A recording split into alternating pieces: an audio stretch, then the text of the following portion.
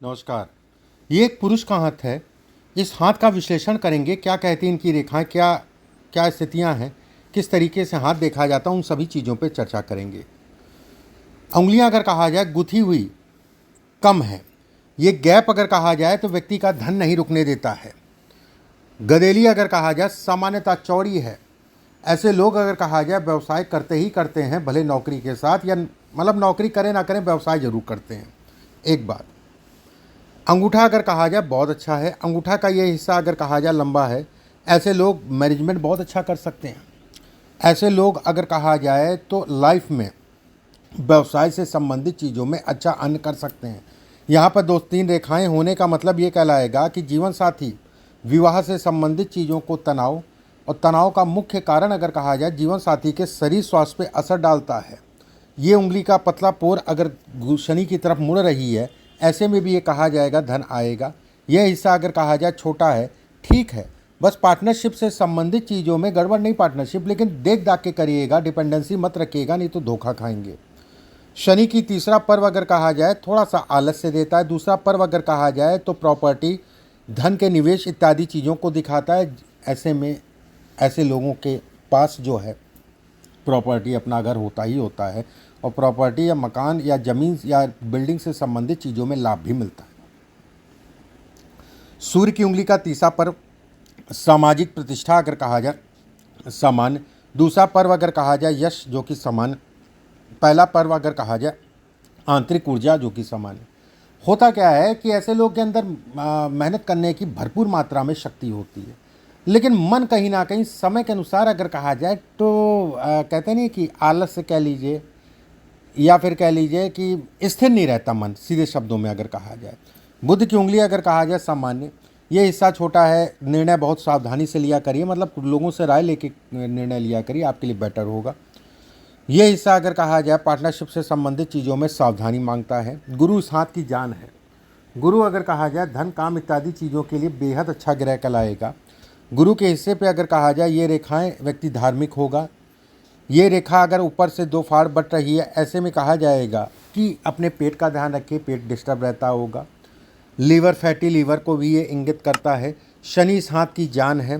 लोहे से संबंधित, जमीन से संबंधित, प्रॉपर्टी से संबंधित, खाने पीने से संबंधित कार्यों को दर्शाता है। ये रेखा ऊपर से जाके पतली हो जाना, ऐसे में कहा जाएगा व्यक्ति भाग्यशाली है। धन के दृष्टिकोण से कुछ नहीं होने के बावजूद अगर कहा जाए अपनी मेहनत से अच्छा खासा जीवन में धन कमाता है। जीवन का शुरुआती दौर अगर कहा जाए तो थोड़ा सा संघर्ष करना पड़ता है, लेकिन व्यक्ति रमते रमते जो है अपनी दम पे आगे बढ़ जाता है। ये रेखा अगर कहा जाए गवर्नमेंट से संबंधित चीज़ों में लाभ को दिखाती है। यहाँ पर कई रेखाएं हैं, सरकारी तंत्र से लाभ मिलता ही मिलता है, उसमें कहीं कोई दो राय नहीं है। बुध के हिस्से पर अगर कहा जाए सामान्यतः 2 3 4 रेखाएं हैं। ऐसे में व्यवसाय से संबंधित चीज़ों में प्रवीण। ये रेखा टूट रही है, ऐसे में कहा जाएगा कि मौजूदा समय में धन का आवागमन चलता रहेगा, लेकिन चीज़ें भी बनते बनते बिगड़ेंगी। धन का आवागमन मतलब ये हो गया, ये टूटने का मतलब चीज़ें बनते बनते बिगड़ना। फिर भी पॉजिटिव है, नेगेटिव नहीं है इतना ज़्यादा, इस चीज़ के लिए आप निश्चिंत रहिए। जीवन रेखा अगर कहा जाए सामान्यतः ठीक है।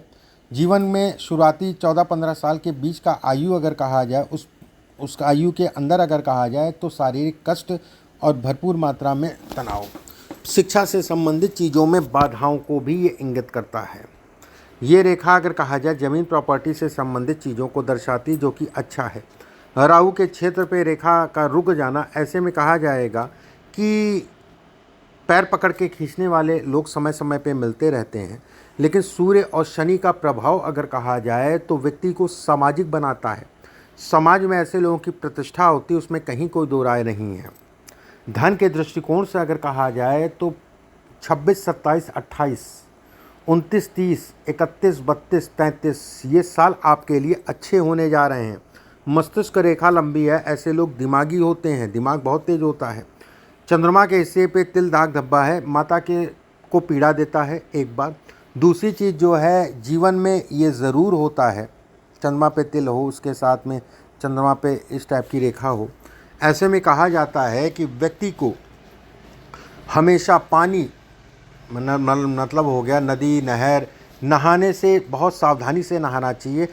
जीवन में ये 100% तय होता है कि लगता है कि आज तो बच गए, नहीं तो आज मर ही गए थे। ठीक है, वाली स्थितियाँ ये पैदा कर देता है, तो थोड़ा सावधानी से इन सब चीज़ों में पड़िएगा। ये रेखा अगर कहा जाए तो बोल के धन कमाने को दिखाती है, लाइजनिंग से संबंधित चीज़ों को दर्शाती है।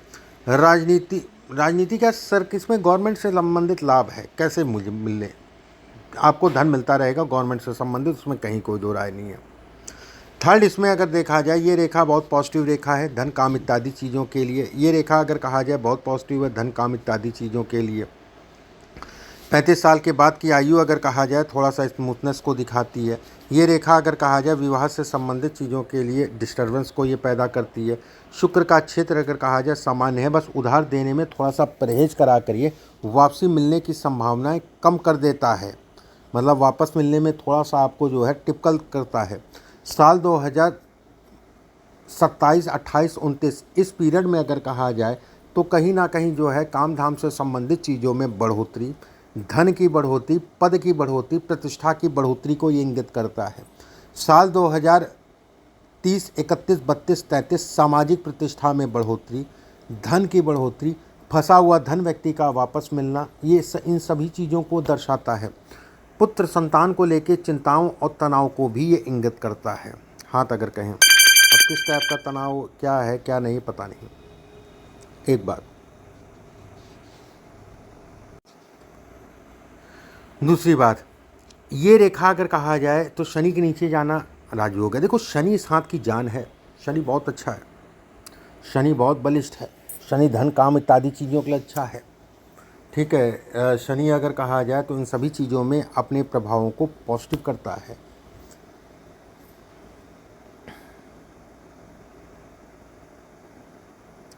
चंद्रमा अगर कहा जाए सामान्यता ठीक है।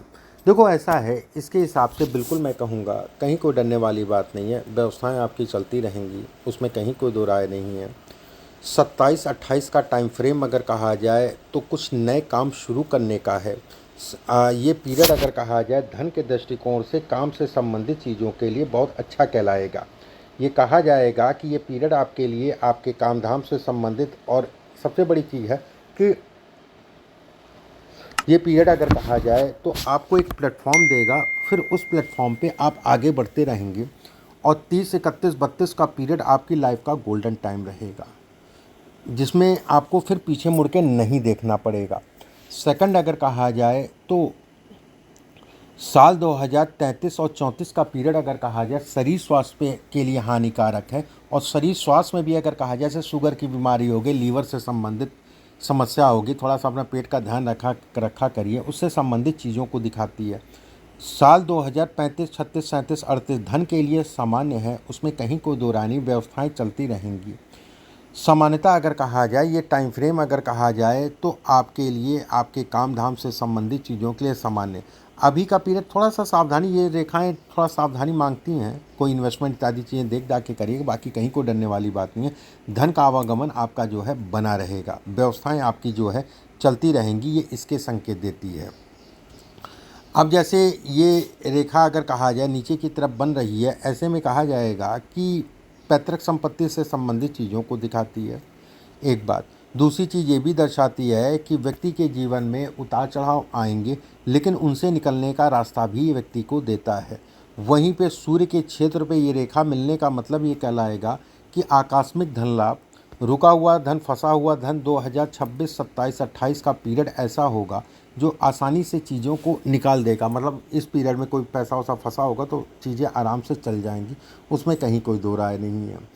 दिमागी रूप से अगर कहा जाए तो 25, 26, 27 थोड़ा सा बर्डन रहेगा, ठीक है, लेकिन धन के दृष्टिकोण से अच्छा है, काम धाम से संबंधित चीज़ों के लिए अच्छा है।